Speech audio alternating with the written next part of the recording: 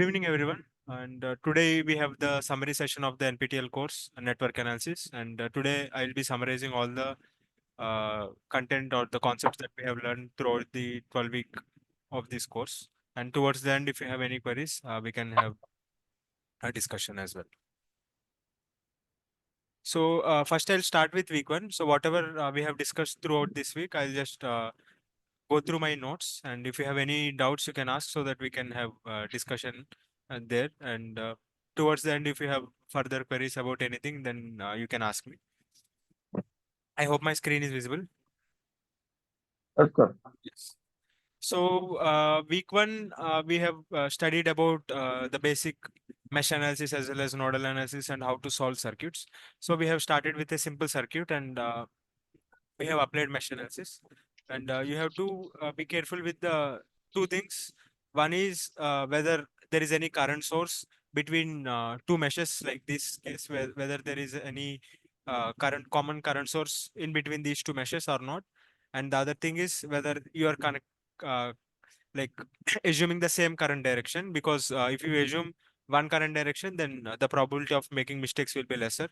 So here I have considered clockwise. You can consider anti-clockwise, but you can consider clockwise, and then you can start from one point, and then you can complete apply KVL in that particular mesh.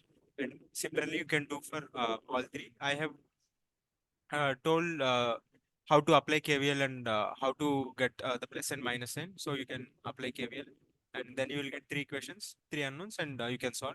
Similarly, if there are a number of meshes, you will get n equations and unknowns. But as far as this course is concerned, probably you will be getting at most three equations or maybe two. So not more than that.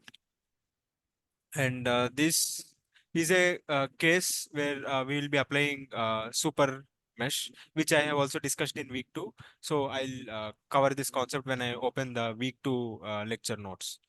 And then we have went to nodal analysis. So in the nodal analysis, we'll consider one common node, any node to be ground. So it is better to consider like the more number of like branches are connected, that node if you consider as to be ground, then it will solve like the problem will become easier to be like solved. So here this node we have considered as ground, and here we have three nodes. So we'll assume those three node voltages to be VA, VB, VC, or V1, V2, V3. And then now here we have to apply KCL at each of the node. And before applying, here also there is another crucial thing, that two things basically here. As you are applying KVL, if there is any common shared current source, then it is a different case, which we'll study in super mesh analysis in the next week. And here, if there is any voltage source between two nodes directly, then you cannot apply KCL, and that is also called as supernode, which I'll discuss like within few minutes. So that is the issue. So these are the two different conditions where you cannot directly apply mesh analysis or nodal analysis, and you have to do something called super mesh or supernode. And another thing, you have to assume the current direction. So you are free to assume the current direction. So before you apply KCL or KVL here assume the current directions. Here also assume the current directions. Here it is the loop current. So here we are considering the loop or mesh currents. Here we are considering the branch currents. So here I have already considered branch currents. It depends upon your convention. You are free to uh, consider in any direction. If you have considered in the opposite way, you will get minus current, which means the current direction is in the opposite way. So here initially we have considered the current direction, and then we have applied KCL at each node. So three equations, three unknowns, and then we have solved. So in the week one, it is very simple. It was all about mesh analysis as well as nodal analysis, but we have solved plenty more number of problems. So from this itself, many questions can be asked, like what are the node voltages, what are the like branch currents, what are the mesh currents, and how much this source is supplying power, or whether it is consuming power. So what is the current direction, how much current this voltage source is supplying, or how much is the voltage across this current source. So many questions can be asked, and you should be very careful. So the basic idea is simple. Only you should not make any mistake. A single minus or plus sign will cause you 1 or 2 marks in your final exam. So you should be very careful with the like signs and polarities. I would say to solve as many problems as possible so that you will feel confident and you will not make mistakes in your final exam. And yes, every time you apply nodal analysis, consider one ground. If they have not given, if they have given reference ground, consider only that ground to be reference ground, because all the answers that you will they are asking are with respect to that reference node. So if they have not given, then you are free to consider. Then they will ask the potential difference across an element. If they are giving reference node, then they will directly ask the potential of a node, because your reference node is this. So if they ask v1, they are asking basically v1 with respect to this node. If they're asking v2, they are asking v2 with respect to this node. And similarly for v3 also. So this mistake you should not make. If they have not given reference node, you are free to consider. But if they have given mesh currents also, say one mesh current in this direction, other mesh current in that direction, then you have to consider that direction only and proceed. Usually they might or might not give, but if they have given, you should follow their convention only. Yes, so basically we have discussed this only in the week one, and someone has asked how can we get current source in real practical life, because we know about voltage source, we do not know about current source. So current sources are like any large inductor can be considered as a current source, because current will not change drastically in the inductor. Or some MOSFETs can also be used as current source, because they are voltage controlled current source. So the moment you operate in particular region and give necessary voltage, constant current will be drawn, so it can be considered as constant current source. And yeah, that is all about week one. If you have any doubts in week one, you can ask me, or we can go to week two. If you have further queries in week 7 or week 8, we'll get back there, then we can discuss. Any queries? No, sir. So coming to week two, initially we have discussed about super mesh. So in the super mesh, uh, a current source is common, or two mesh will share a common current source. So now what happens? We do not know the voltage, uh, like the voltage across this current source. So I cannot apply KVL here, neither I can apply KVL here. So what I will do, one equation I can get, because I1 minus I2 is 3, because there is this uh, current that is flowing through this branch. So this will give me one equation. So for applying super mesh, we'll remove this current source and we'll draw I1 until this point and I2 until this point. So if you see, I have drawn I1 until this point and I2 until this point, but it does not mean that I1 is equals to I2, because this is a hypothetical condition that we are considering to obtain I1 and I2, so that this will give us another equation. So if we apply KVL here, it will be plus 2 minus I1 minus 2 I2, and then minus 5 is equals to 0. And kindly understand that you cannot apply KCL and say I1 equals to I2, because this will give another equation, but this is not the actual circuit, because we are removing as if this is not there and applying KVL. So actually I2, actually I1 is equals to I2 plus 3, which is what we are getting. And this is to get another equation. So kindly note that. So this will give us another equation. And similarly, if there is another current source between two meshes, then one you will get from the current source, one equation, and the other you will get from the super mesh. Similarly, for super node, if there is a voltage source connected between two nodes, then we do not know the current between this, because I cannot do V1 minus V2 by resistance, because the resistance here is 0. So in that case, what we do is, first we'll know that if you apply KVL here, we know that V1 equals to V2 plus 4. This gives us one equation. And for the second equation, we see, if you see here, current source is open. Similarly, voltage source will be shorted. So now if you short the voltage source, on the left hand side of the circuit, you will use V1. On the right hand side of the circuit, you will use V2. Meaning, if I apply KCL for this branch and this branch, I will use V1s. Meaning V1 minus 0 by 1 ohm plus 1 ampere. And now the current in this is V2 by 2 plus V2 by 3. So if you see, V1 is not equal to V2, but this is a hypothetical condition where we are ignoring this and shorting this, and we are considering V1 for these two elements and V2 for these two elements to get another equation, so that I can get V1 and V2 individually. But don't get confused that V1 and V2 are shorted, so V1 equal to V2.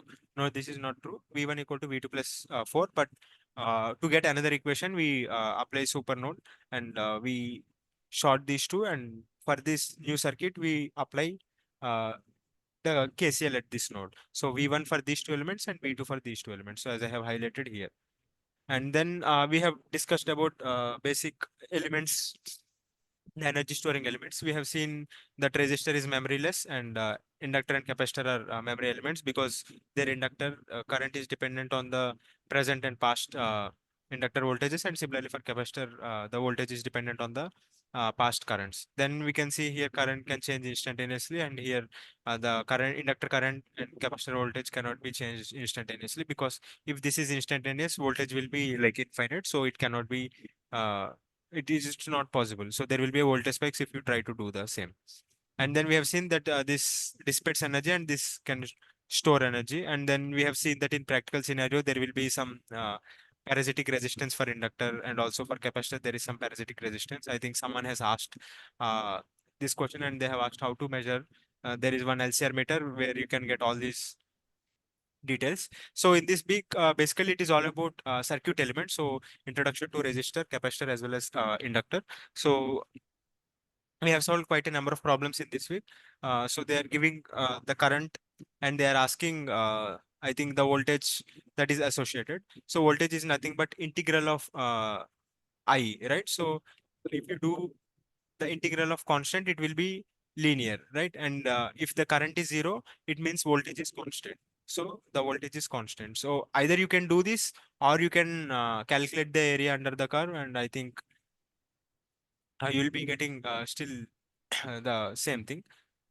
So that is what they're asking. So if you consider uh, V is equals to 1 by C integral I dt, you will still be getting the same thing.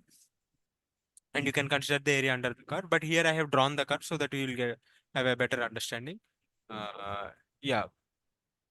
So this is it. So they are asking the voltage at this point. So from this equation, we have calculated the slope, and then we know the time. So we have calculated the voltage. The voltage is 8 volt. And in the other problems also, they are asking the inductor voltage waveform, and then we got the voltage waveform. How we got? We got V equal to LdI by dt. So when it is zero, it is zero, and when it is like linear, it is constant. And whenever it is linear again here, then it is constant again. And whenever here it is linear, it is constant. But kindly make sure that this slope is positive, and here it is negative. So here it is positive constant, here it is negative constant, and here it is constant. So it is zero. And similarly, we have solved other problems where they are asking energy. So either you can use E equal to integral PDT, or you can use E equal to V into I. And then you just have to solve these equations to get voltage. So here they have connected a switch. So you have to write the differential equation, and then we have solved the differential equation to get the voltage value. So at this moment of time, we have not read or learned how to solve these differential equations. So we have used the conventional way by multiplying with the e to the power coefficient of this term, and then we have done it in the normal way that we have learned in the in our UG, or like in our plus one plus two. Then we got I also. So we got V. So V is equals to LdI by dt. So sorry, this is capacitor. So I equal to CdV by dt. So from that, if we got V, we can get I. Then they're asking energy. So integral P dt, it is integral I into V. And then we got the energy. So similarly, there are a number of problems that we can solve. So if they're asking the voltage across this point, then we have calculated using the same formula, and we just have to do part by part, part by part. So from here to here, it is one value. From here to here, it is one value. So I equal to C dV by dt. So voltage is just the integration of I. So here I have considered the area, and then I have considered the summation of areas as it is keep on increasing. And this is one very important question, because it might seem complex, but they have said that it has reached the steady state. So as at steady state, we know that inductor is shorted, capacitor is open. So this part is open, this part is open, this is shorted, and the equivalent circuit is this. And now they are asking currents and voltages. If you see, this is again super mesh, because between these two meshes there is one common current source. So here I have applied I1 minus I2 equal to 5, and then I have applied super mesh in this. So here it is I1, here it is I2. So I applied KVL in the super mesh, and I got two equations, two unknowns, and then whatever they are asking voltages, I'm calculating, and I'm getting the corresponding voltages and currents. So week one, it is all about applying mesh analysis and nodal analysis and super mesh and super node. And week two is basically about the circuit elements and their dynamics, voltage, current relations, and how to get the voltage at given time or current at given time, the power consumed or the energy, all these aspects. So you just have to use that, play with the voltage current relations, and make sure you're doing everything in right way. And the better way is to draw the graph. So from the graph, it will be more easy for you, and you'll understand in a easy way. So because if the current is given and they're asking voltage, so we know that if the current is constant, then how the voltage is looking, because voltage is the integration of current. So if the current is zero, voltage is constant. If the current is constant, voltage is increasing. So initially voltage is constant, then voltage is increasing, then voltage is constant. So now we will know that yes, after this the voltage remains same. So at any event, what is the voltage, we can easily tell instead of going through area. So when you calculate through area, we will not get that insight of how the voltage is changing. But if you draw the graph, then you have better visualization of how the capacitor voltage is changing. Similarly, for the inductor, instead of directly calculating the slope mathematically, if you draw the equation, then you will have better understanding, and there will be less tendency of making any mistakes. So this is until week two. If you have any doubts until week two, you can ask. Else we can go to week three, and we can continue our discussion. Any doubts until this point? No, sir. No. Okay. So now we can go to week three. So all these notes are uploaded to Drive, and I hope you are able to access the Drive. Mm. Okay. Sir, please tell how can we So found from the drive? how can you? Found it from the drive. Okay, Right. you found in the Drive, right? Sorry, I could not follow. I- Sir, how can I found from drive? From which link? Okay, you don't have the link. No, no, sir. Okay, okay. I'll share you at the end of this meeting. You just kindly remind me. At the end of this meeting, I'll share you one Google Sheets where we upload all the YouTube links as well as our Drive links. So you just kindly remind me. I'll share you the Google Sheet links. Or if someone has the Google Sheet links, kindly mention in the chat. So we can continue our discussion. But just remind me at the end if no one has shared in the chat. So in the week three, we have discussed about solution to linear differential equation, because as we are dealing with capacitor as well as inductor, we'll get this differential equation, linear differential equation. So how to solve linear differential equation without using the conventional method. So first we have solved the first order by the conventional classical method by multiplying by e to the power 80, and then we got.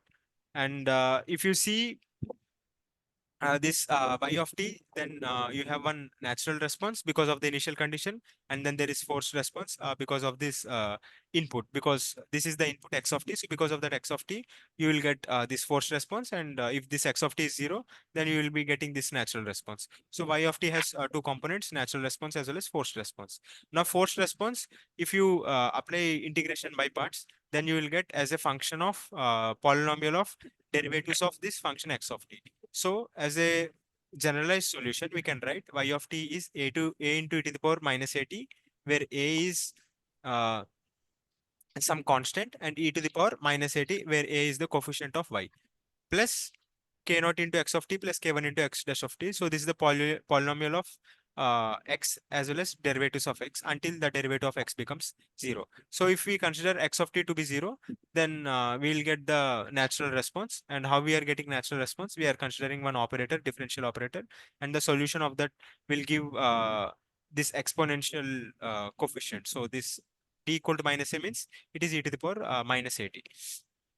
And for x of t, we know the generalized solution, which is this polynomial.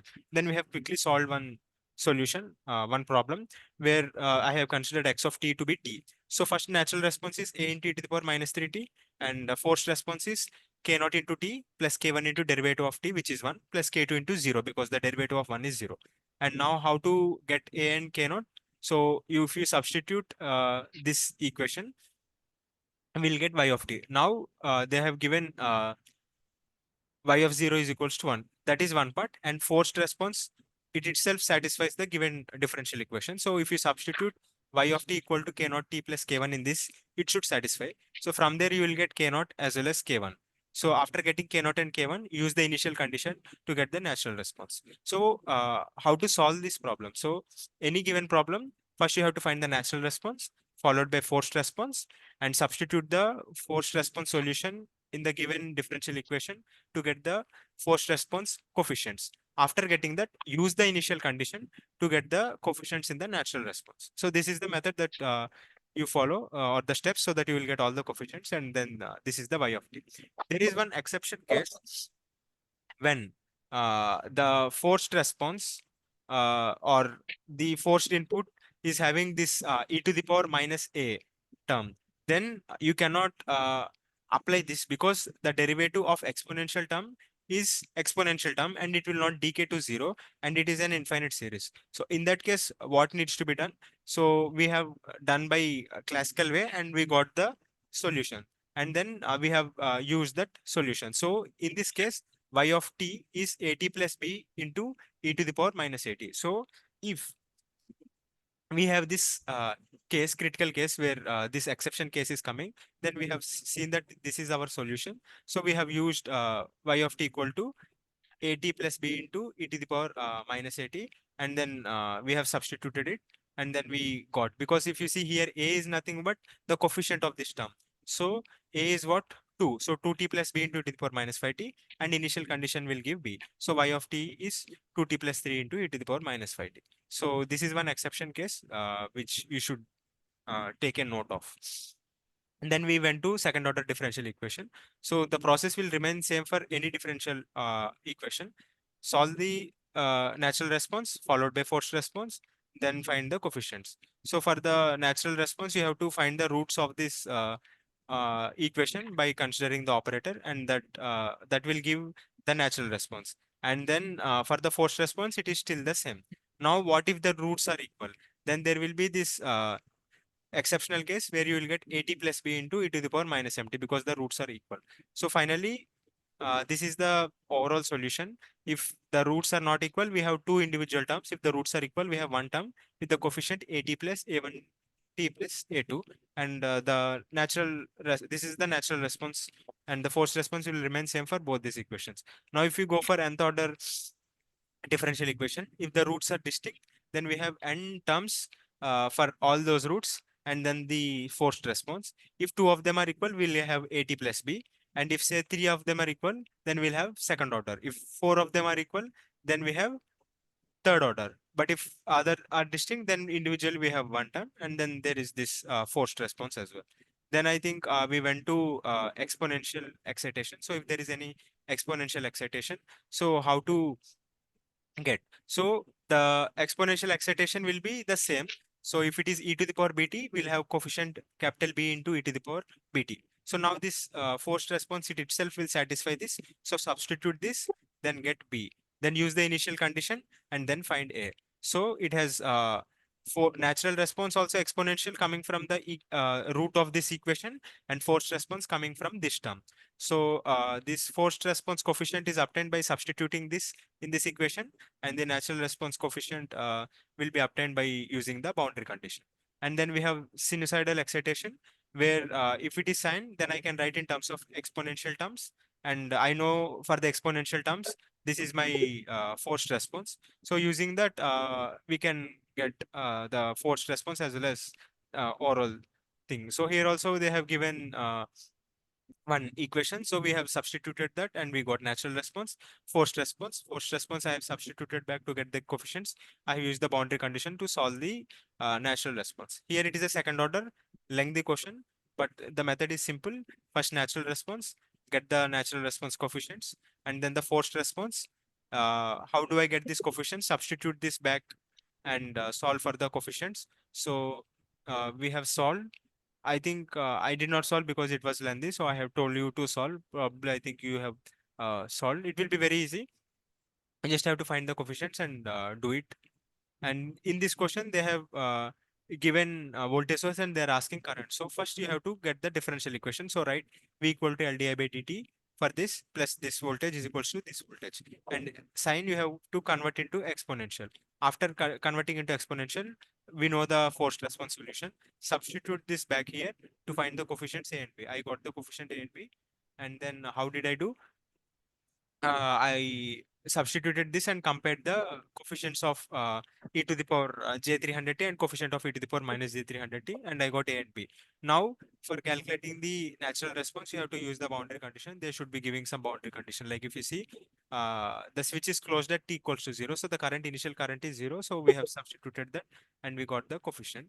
And you have to see how they have manipulated. Here they have given in two different ways. So this is also correct, this is also correct. What is the difference? Here they have combined these two to make it into single term. So sin A cos B minus cos A sin B they have used and they have simplified it and they have updated. So is this clear about this week or you have any queries? Clear, sir. Okay. So week 4. There are so many weeks, maybe I'll go a little bit faster. Okay. So in this case, we are using mesh and nodal analysis with time varying source. So everything remains same. Only previously we have constant voltage at steady state. So there is no LdI by dt, C dVc by dt term. But now we have that term. Uh, we'll get a differential equation. But how to solve this? The same thing. We have learned how to solve using the differential equation. So there will be natural response. There is this forced response, and then we have solved for a given RL circuit with sine input. We have done the entire calculation, everything, and then we got one equation. So this is the overall solution. So this is the natural response, and this is the forced response. But if you see at steady state, what will be decayed to zero? The exponential term will be decayed to zero, because if you consider t to be infinite, this term will become zero, and only forced input will be there. So at steady state, we'll have only this sine term. And if you see this method, this is very lengthy and it is also very time taking. So then you can solve this using phasor. So we have considered the phasor. So R will be R, L will be j omega L, because there will be 90 degrees leading, and C will be 1 by j omega C. And if you substitute this and solve, so V sin omega t will consider V angle 0, and then we current V is voltage by impedance, so V by R plus j omega L. And R plus j omega is complex number whose magnitude is square root of R square plus omega square L square, and angle is tan inverse omega L by R. If you substitute that, then you will get the same expression which you have obtained by doing 2 pages of lengthy calculation with all these terms. So here we have learned that using phasor we can do. And similar thing we have done for RC. So voltage is V angle 0, R is R, C is 1 by j omega C, and you just have to consider it like any other impedance. So I is V by Z, and here you have both voltage and angle. So you have to deal it in a nice way, and you should not make any mistakes, because now from now onwards it is complex numbers and also it is complex. So we have to be careful with our calculations. And then we have discussed about complex power. We have discussed that the real power is the average value and complex power is the peak value of the second term, because we have multiplied V of t and I of t, and we have seen that when they ask real power, it means they're asking the average value of this, and the average value of the imaginary power is 0. And when they ask imaginary power, it is the complex value. So complex power can be written as S equals to P plus JQ, where P is the active power, Q is the reactive power. So how do you get S? S is equals to V into I star. So where star is the transpose. So if I is A plus JB, I star is A minus JB. So you have to multiply voltage with I star, and then the real part is active power, imaginary part is the Q. So then we have solved the problem. So here, how did we do? So we have converted everything into phasor. Then we have applied our basic knowledge, which is KVL, KCL, or you can apply anything. So here, what we have done, we have first simplified this RJL. We have considered the in parallel, and then we have solved. But this is not the only way to solve. It is up to you. There might be a better way, simplest way, which will save your time. So I'll not discuss about how to solve, because there are a number of ways to solve. So it is up to you. You have to select that way, which will save your time. Then you have to calculate the inductor current, resistor current, and angle they have asked, and they have asked voltage. So P is nothing but VI cos theta, and Q is nothing but VI sin theta. So we have applied that, and then we got it. And similarly, in the other case, they are asking VC, this term. So here there are two sources. We have applied superposition. So voltage source will be shorted and current source will be open. So we have applied that, and then we have combined both the things, this solution and that solution, and then we got. But if you see, the answer is in cos, but we got in sine. So you have to convert sine into cos. How? Sine theta is also nothing but cos 90 minus theta, or sine 90 plus theta is cos theta. So using that basic transformations, you can get this, but don't make any mistake. And here it is also very simple question. So here we have applied KCL. So current entering summation should be 0, and these voltages are given. So V minus this unknown voltage by this resistance, plus this voltage minus this unknown voltage by this resistance or impedance, I should say, and this voltage minus this voltage by the impedance should become 0, and we have solved and we got the individual currents. So this is also very simple. Here we have learned phasors. Basically, it is just weak one, but instead of constant values and only resistors, we have phasors, and impedance we have. So it is just the same thing, but represented in phasor. So is this clear? Is this we clear? Okay. Okay. If you have any doubts, you can ask me. Please don't hesitate. So this entire course is simple, but these are all fundamental concepts which are very much needed in your any of the higher level courses that you will do in your future in your UG or PG. Then we have discussed about the linear differential equation with forcing function if there is delta. So we have learned that impulse function area is 1, but the width is 0, so the height will be infinite, but the area is 1. So if we have that delta, how to do? So we will integrate it, and then we will get y of 0 plus. When you get y of 0 plus, we'll rewrite this equation for y of 0 plus. Then it is our normal differential equation. So this boundary condition will be used to solve this. Now this is a homogeneous, I mean, there is no forcing input. So there is only natural response with this initial condition, and we'll get this equation. Similarly, we have discussed what is the importance of the impulse response. The importance is like the convolution. If you know the impulse response, then for any given input, you can write the output using this convolution. So x1 convolution x2 is defined like this. So if they have given the impulse response, then they have given an input, then I can calculate the output for the same system. So that is the importance of the impulse response, and we have also derived. And then if V of t, like we have considered one RL circuit, and if we have considered impulse response for this RL circuit, then we have drawn this different. Hello, any question? Okay, fine. So then we have first integrated it so that this delta term will become 1, and we have used this initial condition and rewritten the equation. And yes,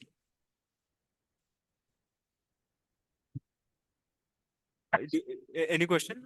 Your mic is on, so if you do not have any question, kindly mute. Shubhakam, do you have any questions? No, sir, no, sir. Okay, okay. Okay, I'm muting you. So then using this equation, we'll get the inductor current, which is the impulse response.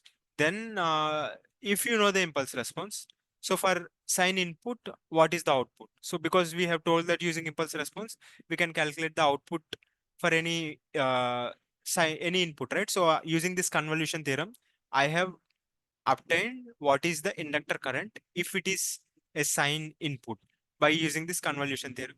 So we have solved, and whatever solution we got in this week, it is the same week. So this term is copied from the week 4 notes. So we have seen both are the same. So there are a number of ways to get the same solution, but it is our method or our decision, our choice, whichever method we want to see. But all of them should give the same solution, because they are the same thing.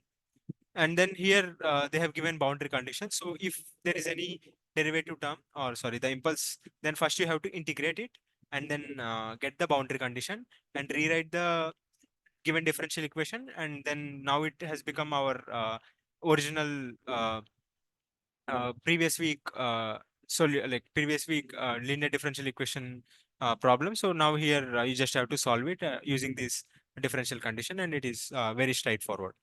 Similarly, if it is a higher order, then there will be, like here we have discussed. So if this is the equation, then y triple dash of t will be delta of t. Integration of that is step function.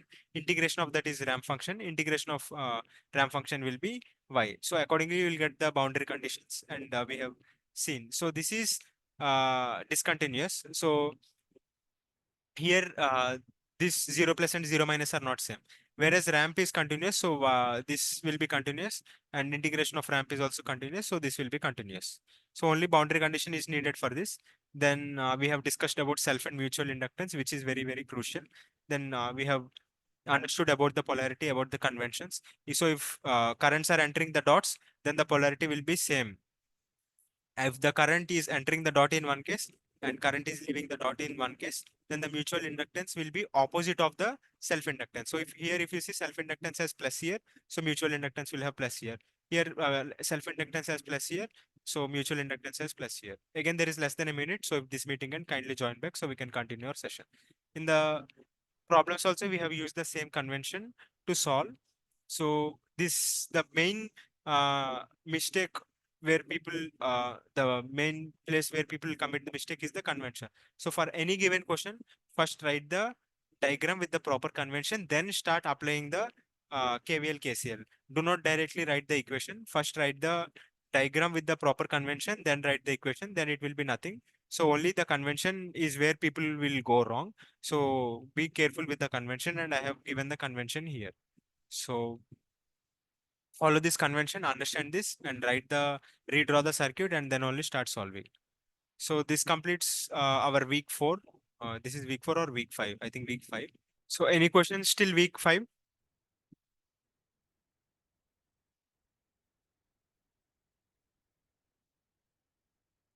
Hello. Any questions till week 5? No, sir. Okay.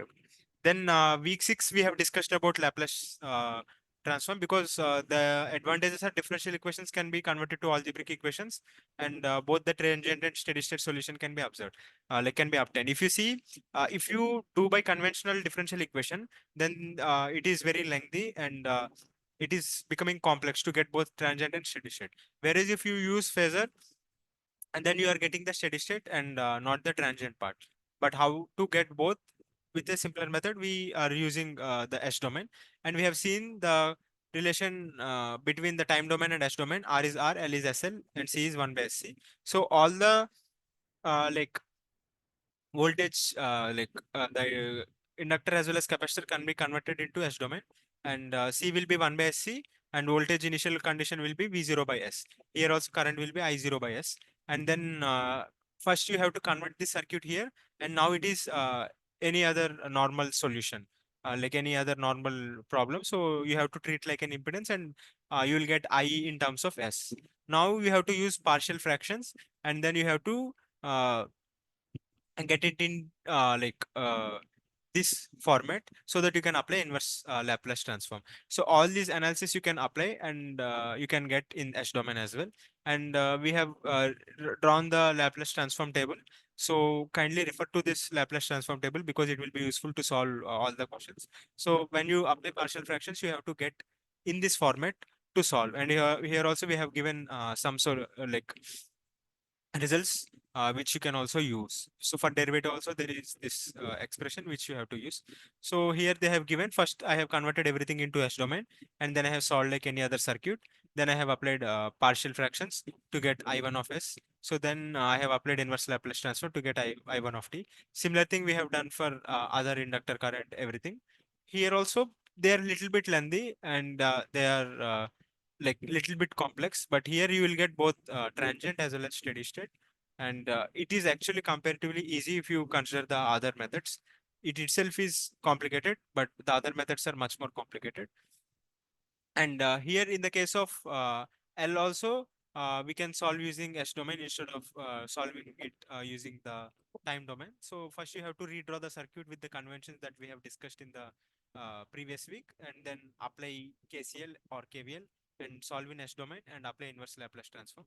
And it is very simple. Only you have to remember that table, and so that you can apply the inverse Laplace transform. And then you have to do everything right. If there is inductance, mutual inductance, what is the polarity? And while applying the Laplace transform, whether you are following this table or not. Also, when you are applying partial fractions, whether you are getting all the coefficients correctly or not.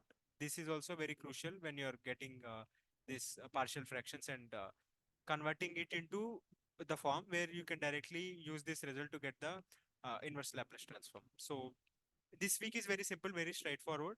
Only you have to remember all these Laplace transform table so that you can apply inverse Laplace transform with ease. And only you should use partial fractions properly, apply inverse Laplace transform properly, and remember this table, so you can apply easily and you can get all the results. So any questions still this week, week 6?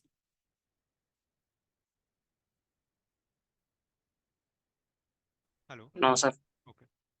So week 7, I think it is all about theorems, different theorems.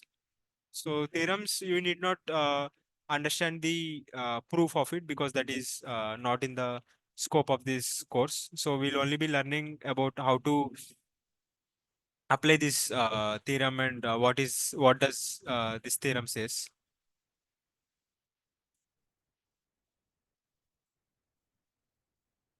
Why this is not opening?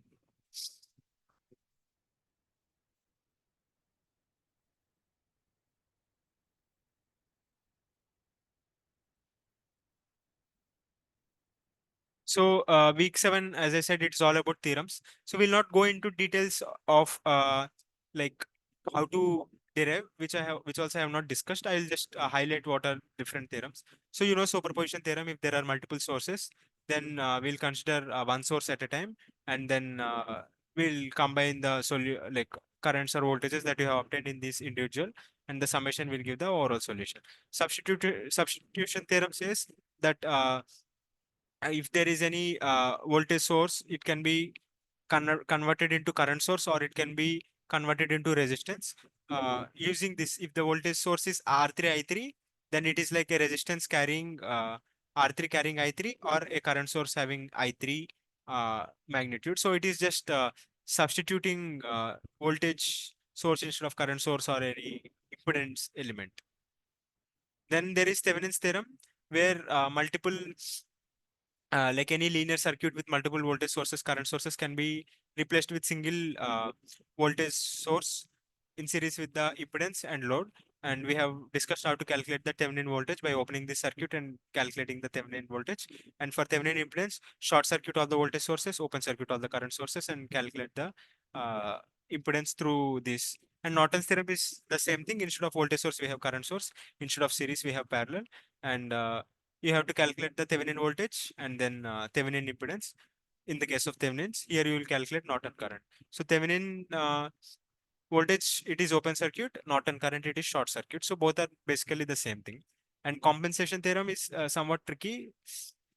So where they say, like, there is current sources, and if the current is I, and if there is a change in the impedance Z plus delta Z, then how to calculate the change in the current I plus delta I. So voltage source short, current source open, and you connect a voltage source of I delta Z and impedance Z plus delta Z, and this delta I will give the change in the current.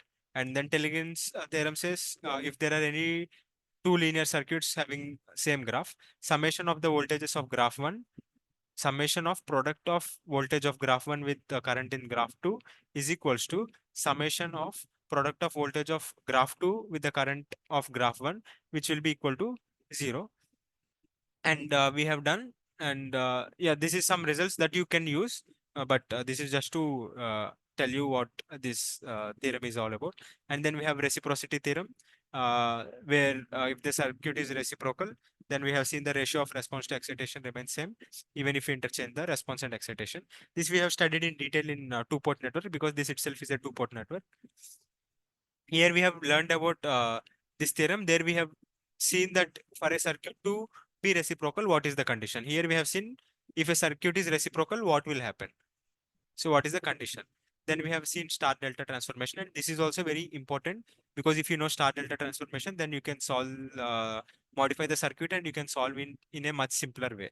Then we have solved these problems, but I'll not go in details because if you know the theorem, then you will be able to solve. So Thevenin voltage, we have again, these are the theorems which are applicable in S domain, in time domain also. So if they have given anything, you can solve it in time domain or S domain. But since S domain is easy, we have converted everything in S domain, and then we have find Thevenin voltage, Thevenin impedance, and then we have calculated the currents, and then we have applied partial fractions, and then we have done inverse Laplace transform to get the time domain.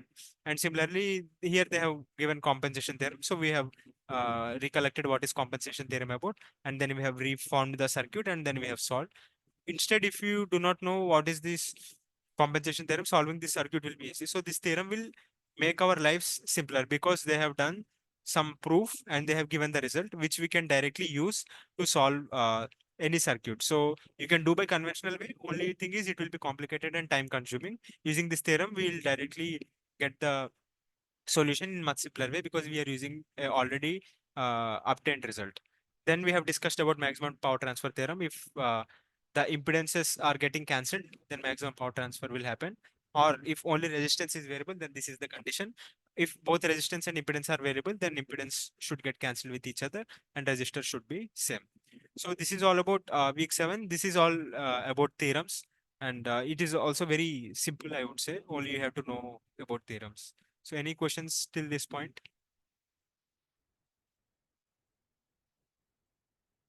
Hello. Uh, Okay. So now let us go to week 8. So all these are very simple. Only you have to understand and remember the concepts. So yeah, we from week 8 we have discussed graph theory, where graph theory is I would say very conceptual and you should know. So this terminology should be very much important. I'll not go each and everything in the summary session, but I request you to go through the actual session where I have discussed about this terminology individually. So I'll just briefly brush up what we have discussed. So first we have discussed about all this terminology, and then we have seen how to get the graph, how to get the directed graph and simplified directed graph, and then we have discussed what is tree, what is co-tree, what is twig, and what is link, and how many elements will be there, what are the relation between twigs, number of twigs, number of links, and number of nodes, and then how to apply nodal analysis. So we have considered one tree, and then we have applied KCL at node A, KCL at node B, KCL at node C, KCL at node O, and then we have seen node O is redundant. So we from this, so first here we have considered IE1, IE2, all these currents, and then we have written in terms of element currents, and then we'll get A matrix. And then similarly, if we write element voltages in terms of node voltages, so here node voltages are with respect to this terminal. And then if you write element voltages in terms of node voltages, then you will get A transpose matrix. So we'll get two equations, and from this we can solve. And kindly note, this is a nodal analysis, not mesh analysis. In the case of mesh analysis, we have discussed what is fundamental loop. So if any link can be added so that it becomes a loop, then it is called fundamental loop. So we have considered fundamental loops and fundamental loop currents, and then we have applied KVL in that loop currents, and then we got a B matrix, and B matrix will have unity identity matrix here, having size of L cross L, link cross link. And then if you write this element currents in terms of this loop currents, then you will get a B transpose matrix. So we'll get two equations here. And then cut set method. So we have discussed what is cut set. Anything that breaks the given network into two halves is cut set. And then what is fundamental cut set? So at least it should cut one twig. Sorry, it should cut only one twig, not at least. So there are three cut set because there are three twigs. So now here we have considered current direction entering in a branch is same as twig. So you are free to assume. So like anything is entering. Only thing, the see this IE1, IE2, IE3 should be positive. So IE1, IE2, IE3 should be positive. Accordingly, you have to consider. So because if IE1 is entering, then I will consider this side or if I1 is leaving, then I'll consider this side because there are two sides of cut set, right? Here I'm saying current entering is positive and leaving is negative. So whichever side current of the twig is entering, you have to consider that side for considering this KCL. So after applying this, you will get unity matrix of twigs cross twigs, and we'll get Q matrix. Then if you apply like if you write the element voltages in terms of twig voltages, then you will get another matrix Q transpose matrix, so you'll get two equations. Overall we'll get two equations in each of these analysis. One is A, B and Q. These are the names of these matrices. And then when you apply the same to the problems, here the problem solving session is all about getting the matrices, because we can use these matrices to solve the questions in the upcoming week.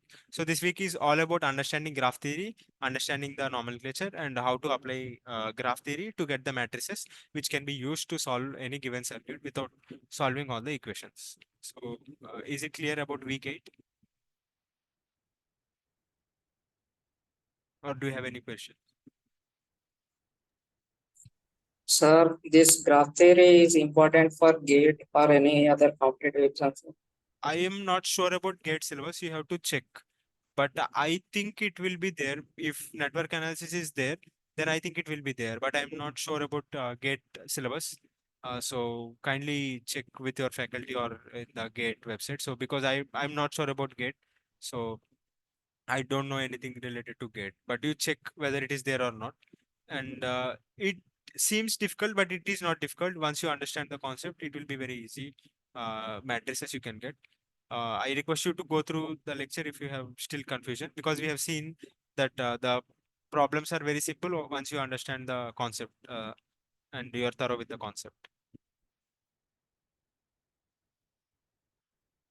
Any further questions? No, sir, no questions. Okay. Okay. So then we can go to week 9. And week 9, I think we have discussed how to apply graph theory and solve circuits. Let us check. Yes. So relation between the matrices. So what is the relation between A matrix and Q matrix? So we have seen that A matrix can be written as A twigs A links, and B matrix is B twigs U links, Q matrix is U twigs Q links, and these are the condition. A and B matrix are orthogonal, B and Q matrix are orthogonal. So from this condition, if you multiply this, then we get a relation between A matrix B matrix as well as relation between Q matrix B matrix. So we can also get the relation between A matrix and Q matrix. So if you obtain one matrix, you can get the other matrix. So like you need not get all the matrices all the time. Once you get one matrix, you can get the other matrix. So then we have seen how to solve a given network using graph theory. So we have considered one random generalized kth element which is having impedance, also voltage source as well as current source. Then we have this IEK, VSK, impedance, ZEK, and ISK source, and then VEK. So for getting B matrix, we apply KVL, right? So we have apply KVL, and the same thing you have to do for n number of equations, and then we have multiplied by B matrix, and whatever result that we have obtained here, this B matrix, we have used that result. So after applying that, we'll get one equation in terms of loop current. So we'll get loop currents or link currents, IL. Then for A matrix, we have to apply KCL. We have applied KCL and multiplied by A matrix, and we have applied the same. Then you will get node voltages. So here you will get these currents, L currents, fundamental loop currents, sorry, loop currents. And then here you will get node voltages. Similarly for Q matrix, apply KCL and multiply by Q matrix, and then you will get twig voltages. Rest of the things are known. And we have solved one problem. First, we have converted into a given tree. So we have said we'll solve this using B matrix. First, you need to get the B matrix. So for B matrix fundamental loops, so we obtained the B matrix, and as you see here, we have U. After getting the B matrix, we need to use this solution. So we have to substitute the impedance matrix, IL matrix, IS matrix, VS matrix. So we have substituted that matrix, and then we have done the inverse of this matrix to get the IL.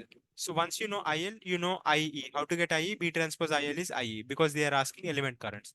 So we have obtained the element currents, but it says that I have obtained negative sign here, which means the direction that I have considered is the opposite. So yeah, so this is how you use graph theory to solve any equations. And then this week is also about dependent sources. So a dependent source is dependent on current or voltage in some other branch. So accordingly, you have to apply KVL, KCL. There is only one catch for the Thevenin's theorem. So when you apply V Thevenin, it is straightforward. But when you apply Z Thevenin, you have to apply voltage source V in here and I in here, and then you have to calculate V in by I in, because you cannot can neither short this or open this, because this has some value and it is dependent on this current. So you cannot short this, and we neither know this value. So you have to connect a voltage source and calculate V in by I in, which will give ZTH, and then we'll get the current. Similarly, we have solved one critical problem where they're asking currents, powers, everything. So graph theory, the application of graph theory is important because any complicated circuit can be easily solved using matrices instead of getting the equation. So it is an easy way or a better way to write everything in matrix form and solve it instead of solving writing all the KVL KCL. If you write all KVL KCL, it will be very cumbersome, because if the network is complex, how do we do? So this is a better way,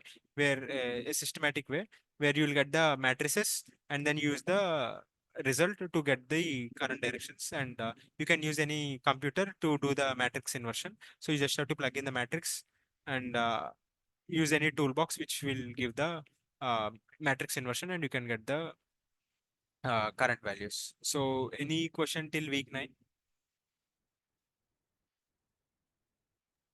No, sir.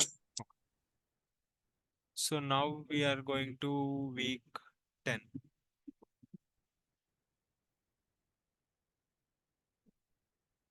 So week 10, I think two-port network. Yes. So the first week of two-port network, we have discussed about multiple parameters. So one is the short circuit admittance parameters. So which means you have to short circuit and get the corresponding parameters. The other one is the open circuit impedance parameter. So you have to open circuit and calculate the corresponding ratio to get the impedance parameters. And then one is the hybrid parameters. So you have to see what is the relation for y parameters. It is current to voltages. Here it is voltage to current, and then here it is v1 i2 to i1 v2 hybrid parameters. And then here abcd matrix or t parameters, it is the input versus output, and output it is acting like a load, so it is not i2, it is minus i2. So after getting these parameters, we have seen the relationship between the parameters. How to get the relationship between these parameters we have discussed. So if you have one parameter, you can get the other parameters as well. Then we have discussed two important things. One is the reciprocal network, one is the symmetric network. So reciprocal network says if a network is said to be reciprocal, then the ratio of the response current in the short circuited port to the excitation voltage in the other port remains same, even if this excitation and response are interchanged, which means I2 by V1, I1 by V2 will be same. So now this condition has to be satisfied using any parameter you can do. So for this condition to be satisfied, what is the condition that needs to be satisfied by these parameters? Here it is straightforward. For Z parameters, we have to play around, and then we have to first make V2 0 and calculate I2 by I1, and then V1 0 and I1 by V2, and then we have to equate that. Then we have done for all the parameters, and we got this uh, relation. So for any given network, if you calculate the parameters and if they are satisfying this, then that network is reciprocal. Similarly, for symmetric, if you change the voltages and currents, if you change the voltages, current remains unchanged. So the impedance seen through this port and that port is same. So using this condition, we have applied for all the parameters, and then we got this condition that if a network is symmetric, then this will be satisfied. Then we have solved few problems, mainly how to get these parameters. So first you write the definition of the parameters. So if I make V2 0, I'll get H11 and H21 by getting these ratios. If I make I1 0, then I'll get H12 and H21. Then if they are asking whether it is symmetric or not, then I know the result. I'll check whether this condition is satisfying or not, and then I'll get whether it is symmetric or reciprocal or something else. And here we have seen that this is in star. If I convert it into delta, then my uh, problem will be simpler. So then I got this simplified circuit. Then they are asking Z parameters. I know the definition of Z parameters. And then Z parameters are open circuit, right? So we are open circuiting, and then we are getting the ratio of the voltages and current to get the Z parameters. If they are asking Y parameters, I know the relation. It is just the inverse of this Z matrix. So I have done the inverse. And they are asking whether the network is reciprocal or symmetric. So using that condition, we have said that this is reciprocal and it is not symmetric. So the entire thing in this week is all about understanding how to get the parameters. So what is on the LHS side, what is on the RHS side, and the relationship between parameters, how to get the parameters, and what is the condition for a network to be symmetric and reciprocal. So using that, we have obtained everything. So any questions in this week till this week? No, sir. Okay. So now we'll go to week 11. It is two-port network only, continuation of two-port network. So in week 11, we have series connection of two-port network. So if there is series connection, we have seen that impedance matrix will be summation. And if it is parallel connection, we have seen that impedance matrix will be summation. And if we have seen if it is cascaded two-port network, then we have seen it is the product of ABCD matrix. So in different application, different matrices will make our life simpler. So in series, it is the case of in the case of series, it is Z matrix. In the case of parallel connection, it is the Y matrix. In the case of cascaded connection, it is the T matrix. So then we have also discussed about writing the ideal transformer as a two-port network in terms of H parameters as well as T parameters. And then we have seen if we cascade multiple transformers, then using the T parameters, we got the relation that the turns ratio will be multiplied. So instead of this, I can write a single transformer with turns ratio product of the turns ratio of these individual transformers. And then we have also seen the impedance seen from the primary side if a load is connected at the output side. And then we have discussed about gyrator circuit, which is one of another important network where the voltages and currents are related by this condition where K is the gyrator constant or gyrator resistance. So for the gyrator also using this, we got the relation. And we have seen that if an inductor is connected, it will look like a capacitor. If a capacitor is connected, it will look like an inductor from the input side. And we obtained the T parameters. And we have seen if we connect two gyrators in cascaded, it will look like as if it is a transformer because this T matrix is matching with the transformer T matrix. So if I connect two transformers, it look like a transformer. But if I connect two gyrators in cascaded, it will look like a transformer because the input output relation like this matrix is looking like a transformer. And what is the turns ratio? The gyrator constant of gyrator 1 divided by gyrator constant of the second gyrator. And then we have discussed, so they have given this Z parameters of this. I have applied KVL here, KVL here, and then I have found the overall Z parameters. Here also there are inner Z parameters are given. They're asking the outer Z parameters and how we are calculating. We are applying KVL, KCL, and then just manipulating it to get the overall outer network Z parameters. And in this question, first we have to obtain the parameters, and you see whether they have connected in Y like series connection, cascaded connection, parallel connection. It is parallel connection. So I need to find the Y parameters because I know the condition that Y parameters will be summation of Y parameters of this plus Y parameters of this. So first I need to find the Y parameters of this, which we have done. After getting the Y parameters, it will be the summation because they're connected in parallel connection. As both are same, it is just 2 times the parameter. So we got this as well. And in the final question, they are asking what? They are asking AV.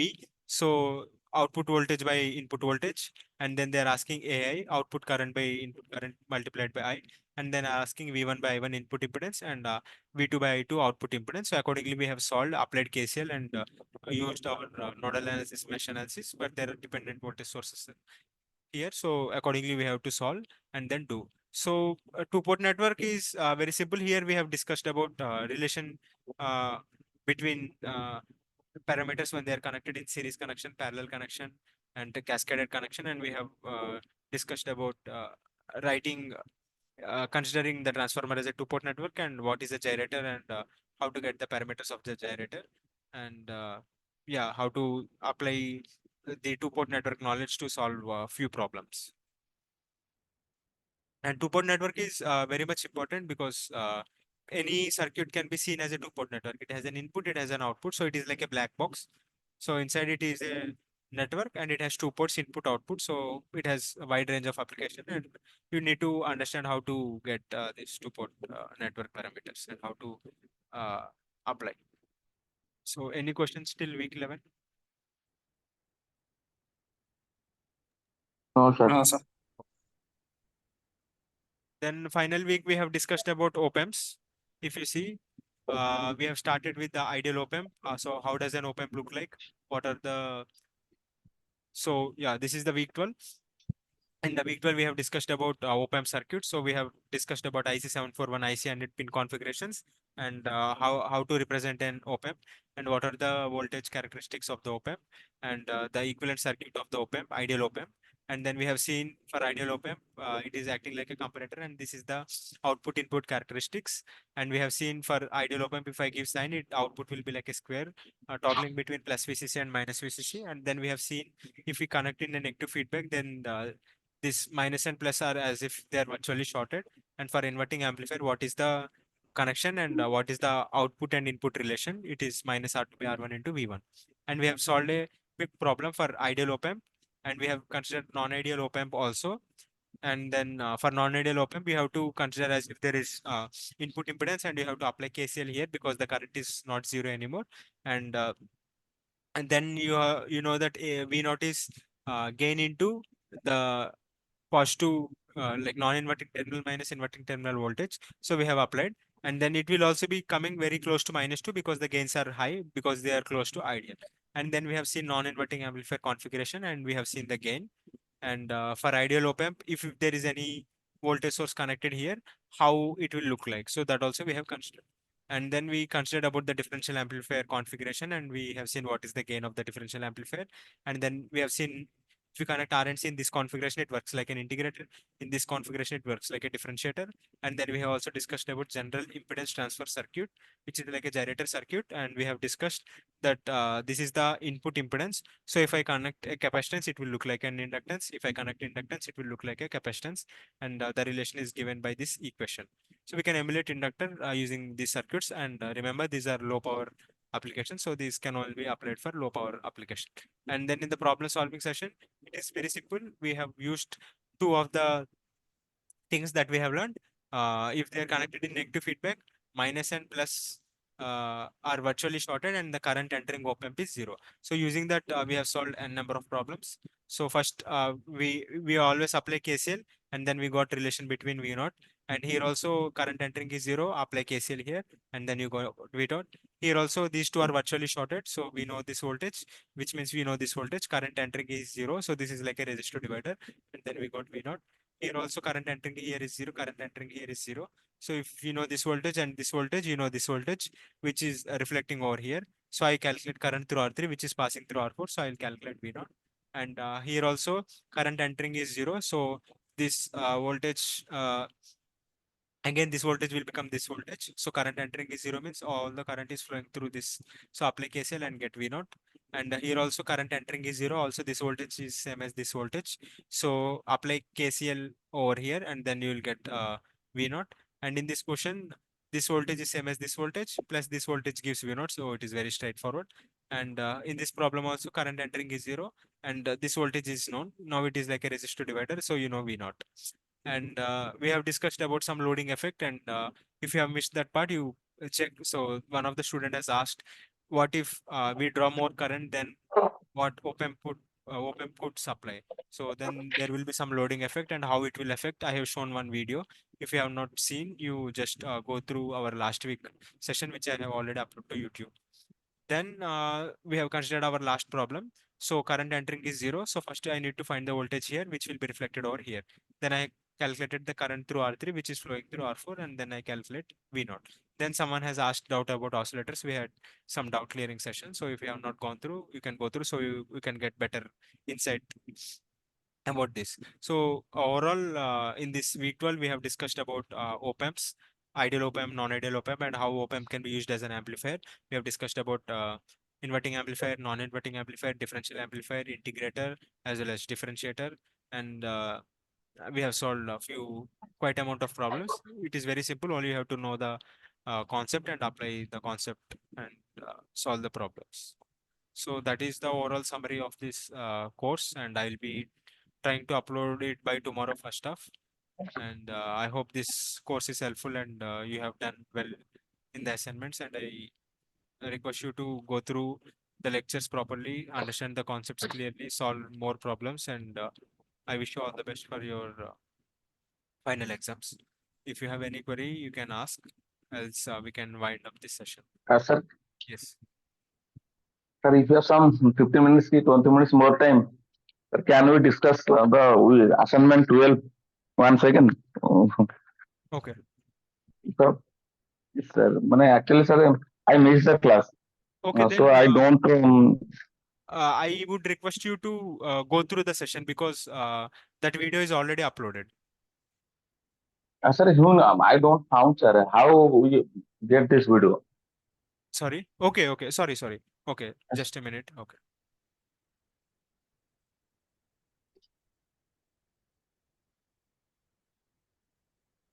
I'll give you one Google Sheets link. So you are not going through the videos till this week. No, sir, no, sir. Okay, okay. Sir, how we can Okay, go I'll through actually should video? have asked. So I am copying one link and I'm mentioning in the chat. So just see, open the sheet. First, let me know whether this is accessible or not. If it is accessible, then you go to Teja Golla. Those are my videos, and you can also go to Calvin Joseph also. First of all, are you able to access? Yes, sir, yes, sir, yes, sir. Okay, so now in that first YouTube link, or let me share my screen, it would be good. So in this first, we have the YouTube link. So after each week, we upload the link here, and this is the Google Drive. So this is my Google Drive where I upload all my notes. So this is from week 1 to week 12. So individually, if you open, you will find my notes there, whatever notes that I have shown in this week also. So you go to my channel, let it open. Sir, how, sir? Okay, so now if you go to my channel, here I have made Sir, one, in, sorry. we are searching in YouTube. Yes, I'll share you the link. Yes, sir.